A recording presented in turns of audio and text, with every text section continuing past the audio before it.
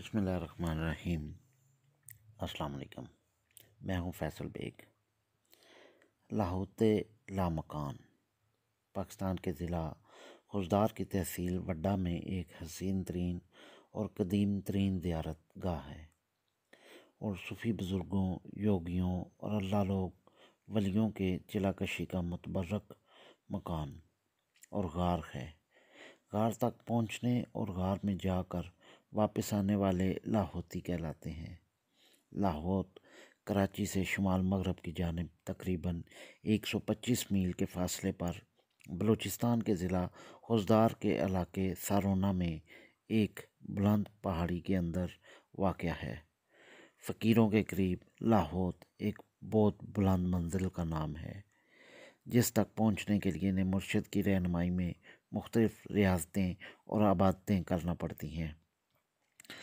دوستو، آپ دیکھ رہے ہیں تاریخ کی دنیا۔ میں ہوں آپ کا میزبان فیصل بیگ۔ تمام نئے آنے والے دوستوں کو میں اپنے چینل پہ خوش آمدید کہتا ہوں۔ ساتھ میں گزارش کروں گا کہ ہمارے چینل کو سبسکرائب کریں، ساتھ لگے گھنٹی کے بٹن کو ضرور دبائیں تاکہ ہماری ہر نئی آنے والی ویڈیو کا نوٹیفیکیشن سب سے پہلے آپ کو ملے۔ دوستو، ویڈیو کا باقاعدہ آغاز کرتے ہیں۔ جو آپ سے میں آج نالج شیئر کرنے جا رہا ہوں وہ پاکستان بلوچستان کی ایک بہت ہی پر اسرار مقام لاہوت لامکان۔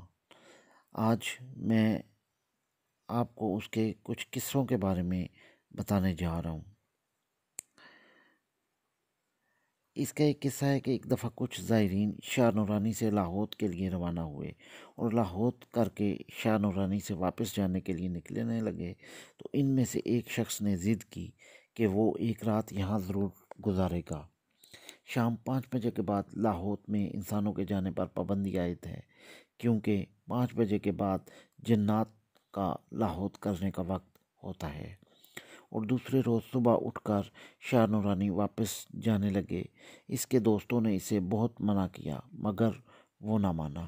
اگلے روز جب اس کے دوست وہاں سے اسے واپس لانے کے لیے گئے تو دیکھا رجب علی بہکی بہکی باتیں اور عجیب سی حرکات کر رہا ہے۔ اس کو صرف یہی کہتے سنا گیا کہ وہ یہاں تھا، کدھر گئے؟ رجب علی کو زبردستی بٹھا کر اس کے دوستوں نے پوچھا تو معلوم ہوا کہ رات کو جب رجب کی آنکھ کھلی تو دیکھتا ہے کہ ایک شخص اونٹ پر سوار جو عربی لباس زیبتن کیے ہوئے ہیں اور ایک دوسرا شخص بھی عربی لباس میں تھا، اونٹنی کی رسی پکڑ کر آگے آگے جا رہا ہے۔ یہ دیکھ کر رجب علی اٹھا اور ان کا پیچھا کیا۔ بظاہر تو اونٹ کی رفتار بہت کم تھی لیکن فاصلہ ایک دوسرے کا کم نہیں ہو رہا تھا۔ جب کافی آگے نکل گیا تو ایک دہشتناک آواز پہاڑیوں کے درمیان میں گونجتی ہوئی اس کو سنائی دی، ہمارا پیچھا مت کرو۔ تب بھی رجب علی ان کا پیچھا کرتا رہا۔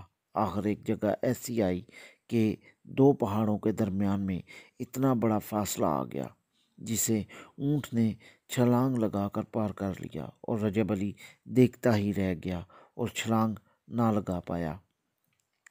اپنے دوستوں کو یہ بات بتانے کے بعد رجب علی بے ہوش ہو گیا اور دوبارہ ہوش میں آیا تو وہی بہکی بہکی حرکتیں کرنے لگا۔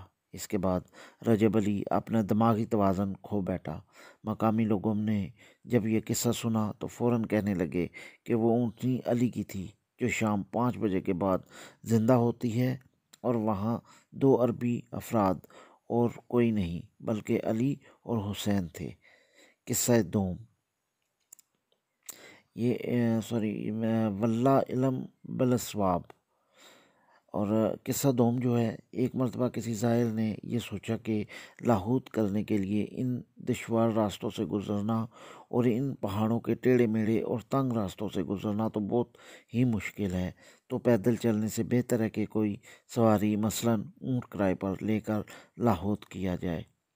اونٹ کرائے پر لے کر وہ شخص لاہوت روانہ ہو گیا اور پہلے پہاڑ پار کر لیا۔ دوسرا پار کرنے والا تھا کہ اس پہاڑ کے موڑ پر ایک درویش دیکھا جس نے اس شخص کو آگے جانے سے روکا اور کہا کہ سواری چھوڑ دو اور پیدل جاؤ، ایسے تمہارا لاہوت قبول نہیں ہوگا۔ لیکن اس شخص نے بہانہ کیا کہ میری ٹانگ میں تکلیف ہے اس وجہ سے پیدل نہیں چل سکتا۔ درویش نے اسے کہا، اگر تم نے اس طرح جبل پار کرنے کی کوشش کی تو پھر ہونے والے نقصان کے ذمہ دار تم خود ہوگے۔ وہ پھر بھی نہ مانا۔ اب جیسے ہی پہاڑ پار کرنے لگا تو اونٹ کے پیر میں کیل گھس گیا اور اونٹ کے ساتھ وہ اچانک سے زمین پر آ گرا اور ٹانگ کی ہڈی ٹوٹ گئی۔ پھر اس شخص کی سمجھ میں آیا یہ درویش نہیں بلکہ کوئی اللہ جل جلال کے ولی شخصیت تھی۔ تیسرا قصہ جو ہے وہ فقیر قطب علی شاہ، ایک ولی بزرگ گزرے ہیں۔ ان کو بچپن ہی سے لاہوت کی پہاڑیوں کا بڑا شوق تھا۔ فقیر قطب 17 برس کی عمر سے 40 کی عمر تک لاہوت جاتے رہے، 40 دنوں تک وہیں وقت گزارتے۔ ایک دن والد صاحب نے پوچھا، کیوں بیٹا، کیا بات ہے کہ اتنا عرصہ وہاں جا کر کیوں رہتی ہو؟ تو فقیر قطب نے جواب دیا، ابا جان، جو بات ان جبال میں ہے وہ کہیں نہیں، سارا سچ ہے، میرا دل اب کہیں نہیں لگتا۔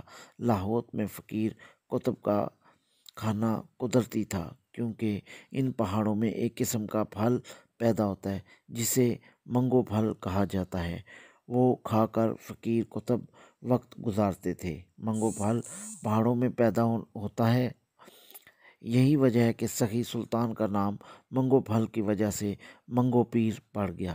دوستو، امید کرتا ہوں کہ آپ کو آج کی ویڈیو پسند آئی ہوگی۔ اگر ویڈیو پسند آئے لائک، شیئر اور کمنٹس ضرور کریں۔